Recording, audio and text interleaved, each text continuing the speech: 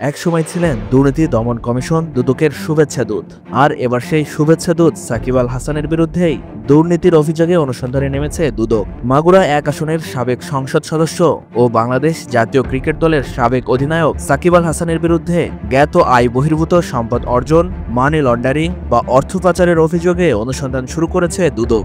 এই অভিযোগ অনুসন্ধানে ৯ এপ্রিল দুদক ২ সদস্যের একটি দলও গঠন করেছে।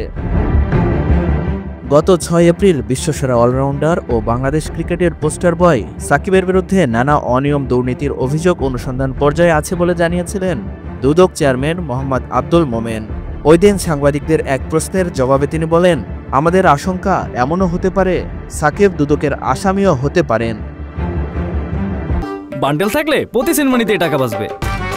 বিকাশ সেনমানি বান্ডেল কিনে জিতুন প্রতি লেনদেনে। বিতর্ক কখনো পিছু ছাড়েনি বিশ্ব নন্দিত ক্রিকেটার সাকিবের। কখনো ক্রিকেট খেলা ঘিরে জুয়াড়িদের সঙ্গে আতাত, কখনো অনলাইন জুয়ার বিজ্ঞাপনে অংশ নেওয়া, আবার কখনো শেয়ার কারসাজির সঙ্গে জড়িয়ে মিডিয়ার নেতিবাচক শিরোনাম হয়েছেন সাকিব। জনপ্রিয় এই ক্রিকেট তারকা আওয়ামী লীগের মনোনয়নে সংসদ সদস্য নির্বাচিত হওয়ার পরও সমালোচনার মুখে পড়েন। গত ৫ আগস্টের পর আর দেশে আসতে পারেননি এই ক্রিকেটার।